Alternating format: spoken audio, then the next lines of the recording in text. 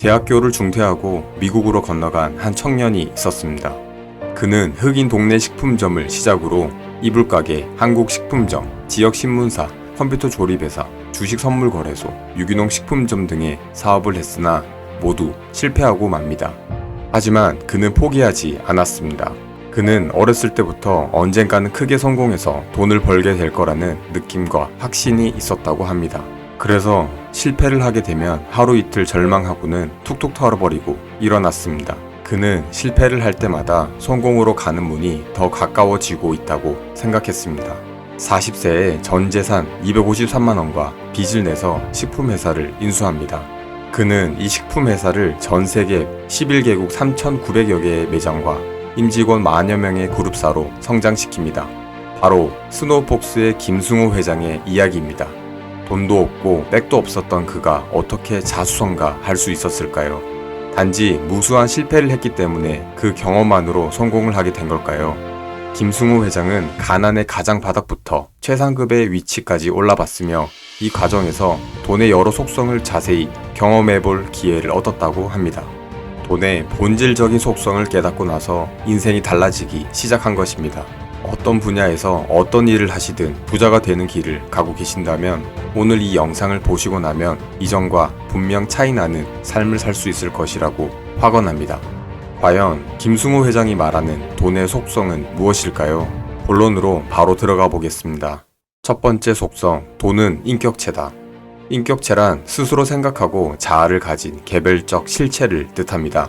얼핏 보면 돈은 자아도 없고 실체를 가지지 않은 것처럼 느껴집니다. 하지만 돈은 정말 정교하고 구체적인 인격체입니다.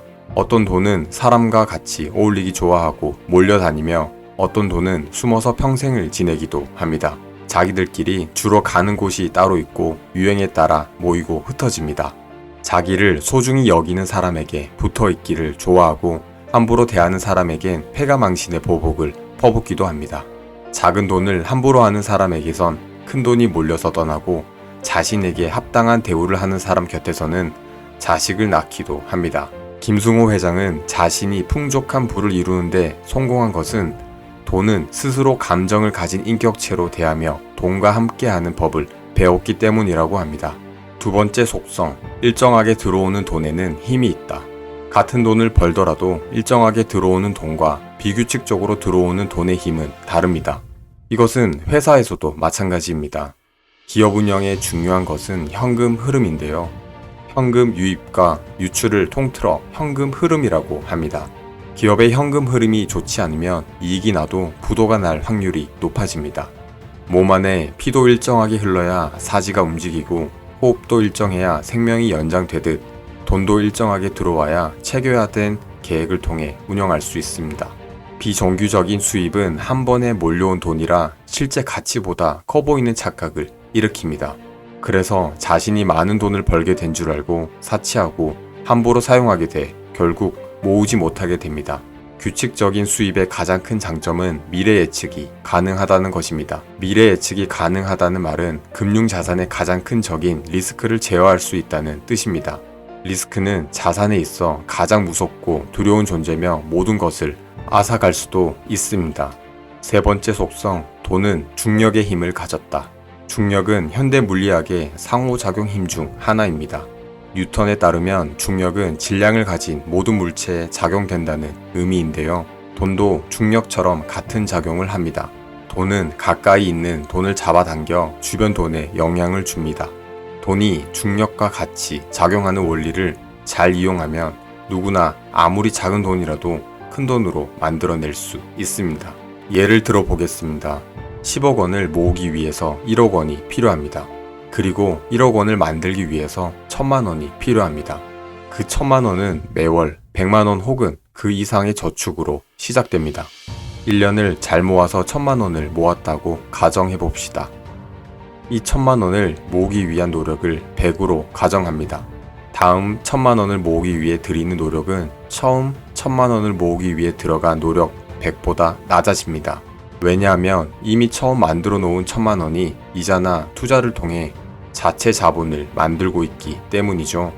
처음 1000만 원은 내 노동과 시간으로 오롯이 나 혼자 이루었지만 그 1,000만 원이 스스로 일을 해서 나를 돕고 있기에 둘이 함께 일을 하는 셈이죠. 그러므로 두 번째 1,000만 원을 모으기 위한 노력 수치는 95 정도라고 볼 수 있습니다. 돈을 점점 더 많이 모아갈수록 노력 수치는 낮아집니다. 일반적으로 재산 증식 과정을 보면 1, 2, 3, 4, 5처럼 양의 정수로 늘어나는 것이 아니라 1, 2, 4, 8, 16과 같이 배수로 늘어납니다. 이 원리를 이해하면 누구나 부자가 될 수 있습니다. 온 우주에 중력의 힘이 미치고 있듯 중력은 우주의 근본적 힘이며 세상을 만드는 원리 중 하나입니다. 이 원리는 무엇인가 불어나는 모든 것에 적용됩니다. 단지 돈은 물체가 아니기에 그것을 모으겠다는 사람 그 자신의 마음을 필요로 할 뿐입니다.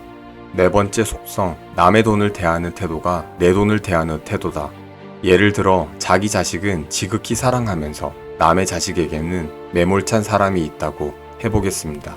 자기 자식은 금처럼 귀한데 며느리나 사위는 한 번도 남의 집 귀한 자식이라는 생각을 해본 적이 없는 것입니다. 돈에 대해서도 같은 태도를 지닌 사람이 있습니다. 내 돈은 아끼고 엄청 사랑하면서 남의 돈은 가볍게 생각하는 그런 사람들이죠. 공금, 세금, 회비, 친구, 부모 등의 남의 돈을 대하는 태도야말로 내가 진짜 돈을 대하는 태도입니다. 내가 존중받으려면 남을 존중하라는 말이 있듯이 내 돈을 존중받으려면 남의 돈도 존중해줘야 합니다. 다섯 번째 속성, 돈마다 품성이 다르다. 돈은 그 돈이 만들어지는 과정에 따라 각기 다른 성격을 갖습니다. 돈마다 성향도 있고 기질도 있어서 고집이 센 돈도 있고 배짱이 두둑한 돈도 물러터진 돈도 있습니다. 집에 있기 좋아하는 돈도 있고 집 밖에 나가면 절대 들어오지 않으려는 돈도 있습니다. 고된 노동으로 번 돈과 주식 투자를 통해 얻은 수입, 카지노에서 번 돈, 저축에서 생겨난 이자 같은 돈은 똑같은 1,000만 원의 액면가라도 결코 같은 돈이 아닙니다.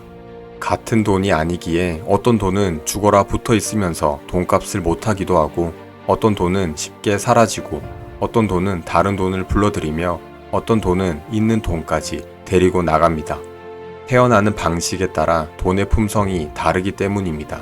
그래서 돈을 벌 때는 가능하면 품질이 좋은 돈을 벌어야 합니다. 품질이 가장 좋은 돈이란 당연히 정당한 방법으로 차곡차곡 모아지는 돈입니다. 급여 수입이나 합리적 투자나 정당한 사업을 통해 얻는 모든 수입입니다. 자신의 아이디어와 노동을 통해 벌어들인 돈은 내 인생의 유일한 자산인 시간을 남에게 주고 바꾼 돈이라서 가장 애착이 가고 자랑스럽기에 어떤 돈보다 소중합니다. 좋은 돈을 모으려면 삶에 대한 확고한 철학이 있어야 합니다. 어떤가요? 김승호 회장의 돈의 속성은 정말 주옥 같은 내용들이 많습니다. 그 중에 몇 가지만 골라서 여러분들께 소개를 드렸는데요. 꼭 한번 읽어보시길 추천드립니다. 돈이야말로 나와 내가 사랑하는 사람들을 보호하거나 도울 수 있고 남에게 신세를 지지 않고 살 수 있게 해줍니다.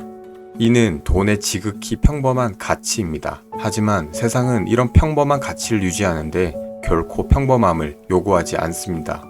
오늘 말씀드린 돈의 핵심 가치를 공감하고 실행하신다면 반드시 부자가 될 수 있을 것입니다. 다음번에는 더 좋은 영상으로 찾아뵙겠습니다.